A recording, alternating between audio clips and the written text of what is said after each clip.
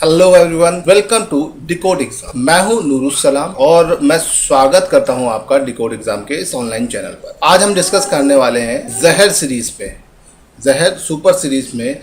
आज हम general knowledge के बहुत इंपॉर्टेंट क्वेश्चन को डिस्कस करने वाले हैं।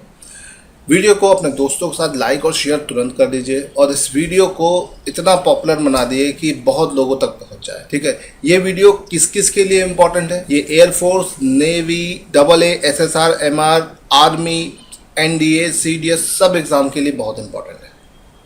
तो इस वीडियो को पूरी तरह से देखिएगा, अंत तक देखिएगा और क्वेश्चंस के आंसर मेरे साथ देते रहिए। ठीक है, तो चलिए शुरू करते हैं आज का पहला क्वेश्चन। पहला क्वेश्चन है एक फैक्चुअल रट्टा मार क्वेश्चन है जो कि कई बार पेपर में आ चुका है। Who among the following is the author of the book namesake? Namesake एक किताब आई थी, इसकी ऑथर कौन थी? तो इसकी ऑथर थी झुम्पा लाहिरी। बहुत ज़्यादा विवादित बुक रह चुकी है और बहुत ज़्यादा फेमस बुक भी रह चुकी है। तो याद रखेंगे नेमसेक, इस पर पिक्चर भी बन चुकी है, इसे याद रखिएगा। और ये काफ़ी अच्छी किताब है, अगर मौका मिले तो पढ़िएगा। ये एक एवरग्रीन बुक में से एक है। चलिए आगे बढ़ते हैं, यहाँ से अगले क्वेश्चन पहुँचते हैं। अगला क्वेश्चन है Kudankulam. Kudankulam project is located in which state? Kudankulam परियोजना किस राज्य में स्थित है? ठीक है, Kudankulam is a nuclear power project. ये किस तरह का प्रोजेक्ट है? It is a nuclear power project और it is in which state? It is in Tamil Nadu. ठीक है, भारत में अगर न्यूक्लियर पावर प्लांट्स की बात करते हैं तो भारत में कुल मिलाकर हमारे पास न्यूक्लियर पावर प्लांट्स कैगा है, ककड़ापर है, कुंदम कुल्लम है, कलपक्कम है, नरोरा है राजस्थान है और तारापुर है। तारापुर महाराष्ट्र में है। ठीक है, अगर हम बात करते हैं रावण भाटा या राणा प्रताप सागर तो ये राजस्थान में है। और अगर हम बात करते हैं नरोरा की, नरोरा उत्तर प्रदेश में है। कलपक्कम और कुंदम कुल्लम दोनों तमिलनाडु में है, ककड़ापर गुजरात में है और कैगा कर्नाटक में है। तो ये आपके न्यूक्लियर पावर प्लांट्स है जो काफ़ी ज़्यादा इंपॉर्टेंट है, इसे याद रखिए। चलिए यहाँ से आगे बढ़ते हैं नेक्स्ट क्वेश्चन की तरफ। नेक्स्ट क्वेश्चन है the recognisation of state on linguistic basis was done in. ठीक है, भाषा के आधार पर राज्यों का पुनर्गठन किस वर्ष में किया गया? तो ये 1956 में किया गया।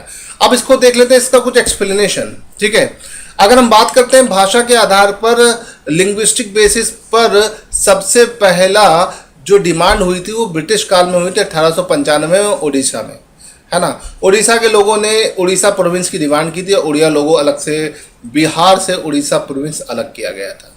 ठीक है, और 1936 में उड़ीसा एक प्रोविंस बन गया था। ठीक है, लेकिन आज़ादी के बाद भाषाई आधार पर बनने वाला इस पहला राज्य आंध्र प्रदेश, ये मद्रास स्टेट से अलग हुआ। तेलुगु स्पीकिंग लोगों को उनकी अलग से पहचान चाहिए थी, तो तब से ये बात चली आ रही है, तो इसे ध्यान रखिएगा।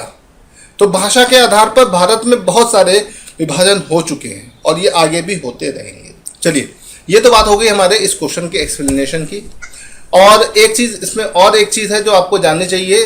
स्टेट रीऑर्गेनाइजेशन कमीशन जो बनी थी लिंग्विस्टिक प्रोविंस के लिए, उस कमीशन का नाम था धार कमीशन। तो कई बार पेपर में क्वेश्चन आ जाता, धार कमीशन किससे संबंधित है?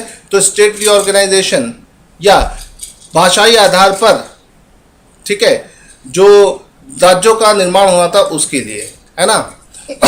अगर हम बात करते हैं इसके मेंबर्स की, तो जवाहरलाल नेहरू ने इस कमीशन को 1953 में ऑर्गेनाइज किया था। उसके बाद फजल अली कमीशन भी बना था इसी बात को लेकर, लेकिन इन लोगों ने सबने मना कर दिया था कि भाषा के आधार पर कोई भी राज्य नहीं बनना चाहिए। ठीक है, और फजल अली कमीशन में HN कुंजरू और KM पनिकर इसके मेंबर थे, इसे याद रखिएगा। चलिए, ये तो बात हो गई हमारे स्टेट रीऑर्गेनाइजेशन के बारे में। क्वेश्चन नंबर 3 से आगे बढ़ते हैं क्वेश्चन नंबर 4 की तरफ। The island Honshu in Japan is famous for. Honshu island Japan में किस लिए प्रसिद्ध है? तो ये ऑयल या तेल के उत्पादन के लिए फेमस है। अगर हम बात करते हैं तो जापान द्वीपों का देश है, यहाँ पे द्वीप बहुत है। होकाइडो, हॉन्शू, शिकोकू, कोयोशू, तो ये हॉन्शू है। और हॉन्शू में अगर आप देखेंगे तो ये देखिए, ये ऑयल रिफाइनरीज आपको दिख जाएंगी। ठीक है, ये ऑयल रिफाइनरीज को इंडिकेट करने के लिए यहाँ पे बनाया गया है। ये देखो, ये सब ऑयल रिफाइनरीज का एरिया है। तो यहाँ पे कौन कौन से मिनरल्स, कौन कौन सी प्रोसेसिंग हो रही है, वो सब यहाँ पे मैंने इस डायग्राम में लगा रखा है। इस वीडियो का PDF पाने के लिए आप हमारे डिकोड एग्जाम के चैनल पर जुड़ सकते हो, टेलीग्राम चैनल पर। वहाँ पे इसका पूरा PDF मिल जाएगा और इस वीडियो के डिस्क्रिप्शन में उसका लिंक पड़ा हुआ है, आप वहाँ पे उसे देख सकते हो।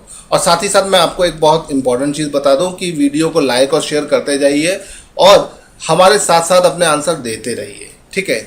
चलिए आगे बढ़ते हैं और क्वेश्चन नंबर 5 की तरफ बढ़ते हैं। क्वेश्चन नंबर 5 हमारे पास है, which governor general called the father of local self government, स्थायी स्वशासन का पिता किसे कहा गया, किस गवर्नर जनरल को?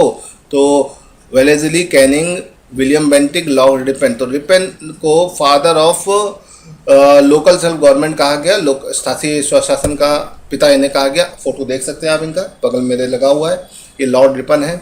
वेलेस्ली की अगर हम बात करें तो ये उन्होंने कुछ खास नहीं किया। कैनिंग भारत के पहले वाइस रॉय थे, लॉर्ड विलियम बेंटिक भारत के पहले गवर्नर जनरल थे, तो इसे याद रखिएगा, ठीक है। यहाँ से आगे बढ़ते हैं, क्वेश्चन नंबर 6 की तरफ चलते हैं। क्वेश्चन नंबर 6 हमारे सामने क्या है, Who among the following proposed the suggestion of the Constituent Assembly first time in 1935? 1935 में संविधान सभा की मांग सबसे पहले किसने करी? M.N. रॉय ने करी। किसने करी? M.N. रॉय। M.N. रॉय, महापेंद्र नाथ रॉय, इनकी अगर हम बात करते हैं तो ये फोटो इनका आप देख सकते हो, ये एक बहुत ही विजनरी नेता थे और ये कम्युनिस्ट के मेन नेता में से एक थे, इसे याद रखिएगा, ठीक है। संविधान बनाने के लिए संविधान सभा, मैंने पॉलिटी के लेक्चर में इसके बारे में डिटेल में बना रखा है, आप वहाँ देख सकते हो, ठीक है। चलिए यहाँ से आगे बढ़ते हैं। In present day computing which code is use as the acceptable world wide, है ना। वर्तमान कंप्यूटिंग के समस्त विश्व में कौन सा कोड प्रयोग किया जाता है और स्वीकार है? ASCII, Hollerith, EBCDIC, ASCII. तो यहाँ पे एस्की कोड, इसे याद रखिएगा। अब एस्की कोड का full form American Standard Code for Information Interchange, ये एकदम इस तरह का कोड होता है जो वर्ल्ड वाइड एक्सेप्टेबल है, इसे याद रखिएगा, ठीक है। चलिए यहाँ से आगे बढ़ते हैं। क्वेश्चन है, the novel when the river sleep written by, when the river sleep उपन्यास किसके द्वारा लिखा गया? अरुंधति राय, विक्रम सेठ, शोभा डे, स्टर्लिंग कायर। तो यहाँ पर अगर हम बात करते हैं तो बाकी देखो, अरुंधति राय, विक्रम सेठ और शोभा डे एक बड़े जाने माने लेखक है और इनकी सारी किताबें आपको पता है। अब इनकी सारी किताबें पता है तो ऑब्वियस बात है कि ये जो स्टर्लिंग कायर है यही इसका सही जवाब होंगी, क्योंकि ये किताब आपने पढ़ी नहीं होगी। एक अच्छी किताब है, नेचर के ऊपर लिखी गई है, रिवर के ऊपर लिखी गई है, तो इसे ध्यान रखिएगा। चलिए यहाँ से आगे बढ़ते हैं। अगला question, how many Nobel prize award are given in each year, ठीक है। कितने नोबेल पुरस्कार प्रत्येक वर्ष दिए जाते हैं? 5, 7, 4, 6। तो देखो 6 फील्ड में नोबेल प्राइज दिए जाते हैं और हर फील्ड में 3 से ज़्यादा नोबेल प्राइज नहीं दिए जा सकते हैं, इसे याद रखिएगा। तो याद रखिएगा, तो वैसे डिस्ट्रीब्यूशन में तो 18 हो सकते हैं मैक्सिमम, लेकिन 6 फील्ड में दिए जाते हैं। कौन कौन सी फील्ड है ये आपके सामने। एल्फ्रेड नोबेल ने डायनामाइट बनाने के बाद उनके मन कोचने लगा, तो उनको लगा कि उनको समाज के लिए बहुत बुरा काम कर दिया, तो उन्होंने फिर क्या किया, उन्होंने अपना सारी संपत्ति बैंक में जमा करके उसके जो भी इंटरेस्ट मिलता है उस पर एक प्राइज डिस्ट्रीब्यूट करने की बात कही। अब वो आज भी डिस्ट्रीब्यूट होता है 1901 से, ठीक है। ये लिटरेचर, पीस, केमिस्ट्री, इकोनॉमिक्स, ठीक है, फिजिक्स और मेडिसिन 6 फील्ड में दिया जाता है, इसे याद रखिएगा, ठीक है। तो ये नोबेल प्राइज़ है। नोबेल प्राइज़ 6 फील्ड में दिया जाता है, ठीक है। और इकोनॉमिक्स में पहले नहीं दिया जाता था, 70s के डिकेड्स में इसको शुरू किया गया है। चलिए यहाँ से आगे बढ़ते हैं और अगले क्वेश्चन पे आते हैं। Question number 10, who invented world wide web? Tim Berners-Lee, Martin Cooper, or Samuel Tomlinson, Charles Babbage. Charles Babbage तो पापा थे कंप्यूटर के, तो ये तो नहीं है। टिम बर्नर्स-ली जो थे, इन्होंने लेट 80s में WWW को इन्वेंट किया और ये देख सकते हैं आप टिम बर्नर्स-ली का फोटो, है ना। बहुत ही ऐसे व्यक्ति जिन्होंने जो हमारे ज़िंदगी में एक रेवोल्यूशन लिया है। आप देखते हैं ना www.com, आप जो भी यूज़ करते हो, इसकी शुरुआत, वर्ल्ड वाइड वेब की शुरुआत किसने की? यही, जिनका चित्र आपको यहाँ पर दिख रहा है। चलिए यहाँ से आगे बढ़ते हैं। क्वेश्चन नंबर 11, बहुत अच्छा क्वेश्चन है, पेपर में कई बार रिपीट हुआ है। जल्लीकट्टू किससे जुड़ा है? जल्लीकट्टू का संबंध किससे है? त्रिचूर, कथिकल, पोंगल, ओनम। तो इसका सही जवाब है पोंगल। पोंगल एक फेस्टिवल है जो तमिलनाडु में मनाया जाता है। पोंगल के टाइम में जल्लीकट्टू प्रैक्टिस किया जाता है। तो जल्लीकट्टू की प्रैक्टिस कब होती है? पोंगल में। कहाँ होती है? तमिलनाडु में, ठीक है। आप देख सकते हो ये बहुत ही घातक गेम है और ये बहुत पुराना गेम है, इसलिए बहुत टाइम से ये कंट्रोवर्सी में घिरा हुआ है। कंट्रोवर्सी मतलब इसकी बहुत सारी कंट्रोवर्सी चल रही है। और इसी तरह का एक गेम है बुलक कार्ट रेस का, कंबाला, कर्नाटक का। तो कंबाला कहाँ की रेस है? कर्नाटक की। जल्लीकट्टू कहाँ का गेम है? ये आपका तमिलनाडु। अभी हाल में ही जल्लीकट्टू नाम की एक मूवी भी रिलीज हुई थी, वो मलयालम भाषा में थी और केरल ने इसे रिलीज किया था, जो ऑस्कर में एंटर की गई। ठीक है, तो ये कुछ चीजें हैं जो आपको जाननी बहुत जरूरी है। चलिए अब यहाँ से आगे बढ़ते हैं और चलते हैं अपने अगले क्वेश्चन में। सुब्रमण्यम भारती एक प्रसिद्ध क्या थे वो भैया? मुक्केबाज थे, तैराक थे, कवि थे, चित्रकार थे। तो भैया सुब्रमण्यम भारती एक बहुत अच्छे पोएट थे और फादर ऑफ तमिल लिटरेचर भी इन्हें कहा जाता है, आप देख सकते हैं।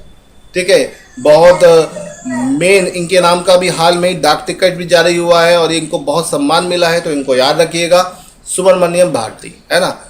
ठीक है, तमिल लिटरेचर के जनक भी माने जाते हैं ये। चलिए यहाँ से आगे बढ़ते हैं। बहुत इंपॉर्टेंट क्वेश्चन है, which freedom fighter address Mahatma Gandhi as father of nation first time? Jawaharlal Nehru, Subhash Chandra Bose, Sarojini Naidu, Chandrashekhar आजाद।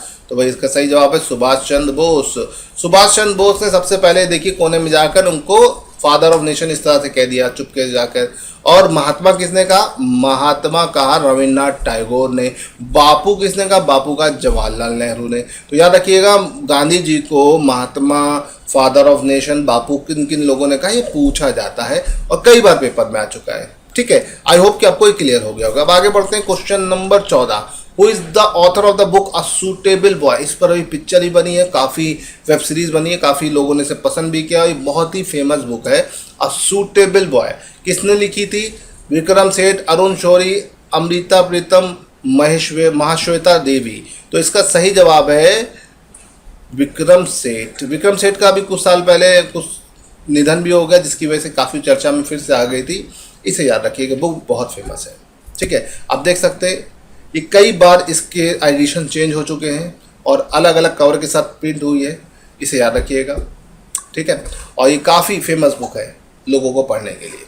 चलिए, इस पर अभी मूवी भी बनी है हाल में ही, अ सूटेबल बॉय के नाम से ही, आप उसे देख भी सकते हैं।